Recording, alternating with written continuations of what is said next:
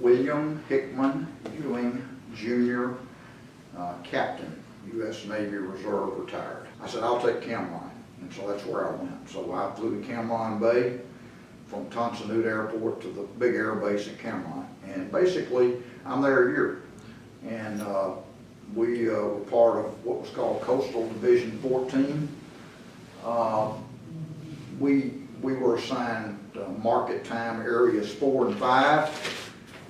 If you look at the map, basically somebody, I don't know if they told you all this, but the way Swift Boats got started was the war is going on and people are being,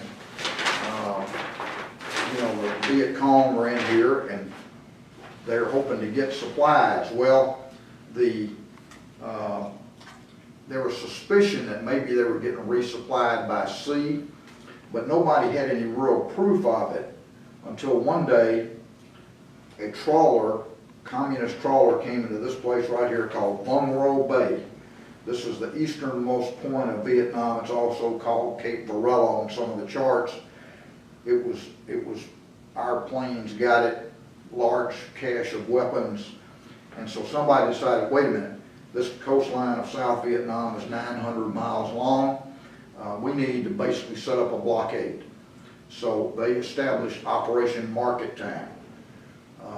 And they had 9 areas. Each one was about 100 miles long. So area 1, 2, 3, all the way down. Well, our coastal division, we were in charge of area 4 and the top half of area 5. It was divided into sub-areas which were 15 to 20 miles long, from the coast out. And of course you didn't stay out, you stayed right on the coast. So we had 4 Charlie, 4 Delta, 4 Echo, 4 Foxtrot, Golf and Hotel, and 5 Charlie and 5 Delta. So we went from Vung Ro Bay, which is just south of a place called Tui Hoa, down to a place called Phan Rê, and it included Nha Trang, Cam Bay. Our base was at Cam Ranh Bay, which is a fabulous natural port. The Coastal Surveillance Center for our area was at Nha Trang. So when we were on patrol, we actually answered to them. Well, of course, they didn't ever go on patrol. And so sometimes we would, we had differences of opinion, let's say. But the rules when I first got there was you can't shoot unless you get shot at or you have an American spotter. And so that was fairly frustrating. But we're like, the best way I know how to describe it, we're like policemen. We're stopping everything that moves, boats. And the main thing we're looking for is the big trawlers that would be bringing big loads. But you also, you had smaller boats that would have medicine, guns, all kind of contraband. So basically, it's just like if we were in Baltimore and we're stopping everything that moves. Let me see your ID card, let me see your car registration. We had to say, okay, Tay So Gay, that meant that's the junk papers. Tay Con Cook, that's an ID card. And they would hand it. Now we had each boat, I thought we were going to have a translator, but it turned out my guy couldn't speak English, but he was a Vietnamese liaison officer. In the year I was with him, he learned about 10 words in English. Number 1, number 10, Salem, which was cigarette. Grenade, he loved grenades, and he called them souvenirs. After every patrol, he wanted a souvenir because he could go fishing with it and earn him $20 or $30. So basically, we'd stop a boat, and you would say, we learned in language school, you said, lie day. That meant come here. You didn't do that, that's the way you called dogs, and you had to be culturally sensitive. Lie day.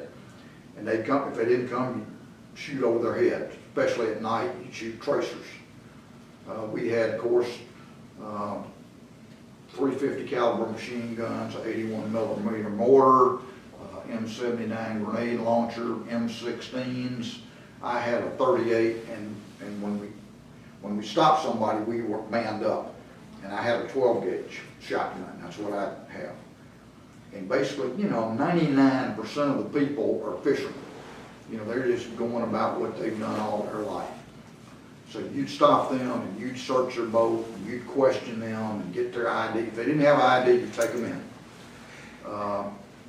one of the things that we got worried about was Vietnamese had a program called Chu Hoi. These were people who had been VC, who had allegedly come in and surrendered. And they went to re-education camp, and then after 6 months they turned them loose. They didn't give them a regular ID card, they gave them a Chu Hoi paper. So you'd see some guy, and he's in a real sketchy type place, and he's Chu Hoi, you very suspicious of him. So, you know, we'd search probably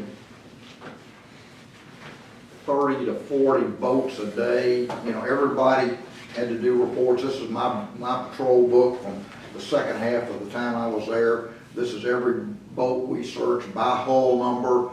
You know, where do they leave from? Where are they going? What's the cargo? Empty, nets, fish, nuke mom, people. You know, they had cargo junks and people junks. What's the position? And you know, when we go on patrol in my area, it's different for different Swifties, but we would have we'd leave at 7 every morning. If my patrol was in 4 Charlie, it'd take me 3 hours to get there. I'd relieve a guy, and then 10 o'clock tomorrow morning I'd get relieved. So that would be a 30-hour patrol. If you were in an area closer, it'd be in. We basically, when I started, we patrolled every other day for 2 weeks, and then we had a week off. Except the week off, you did special deals. And so the night before, the ops officer, we had a lieutenant for a division commander. Mark Nelson was ours to start with, and the ops officer, he'd brief you. So here's a typical briefing. I mean, he's saying, look, you know, we've got an ammo you can't use, a truck turned over at this place, suspected VC activity here. You know, everybody's got to wear your flak jackets when you search boats. You know, I mean, you're putting the word out. And then it would have everybody who was patrolling what area, who you were relieving. And so then the next morning, I'd brief the crew, because it would just be me going to the briefing. And basically, you know, this is what we did.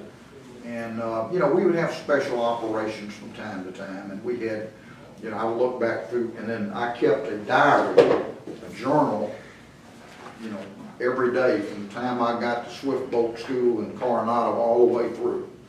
And I mean, it doesn't have only patrols. We played volleyball and beat the base guys 4 games to nothing, or, you know, whatever.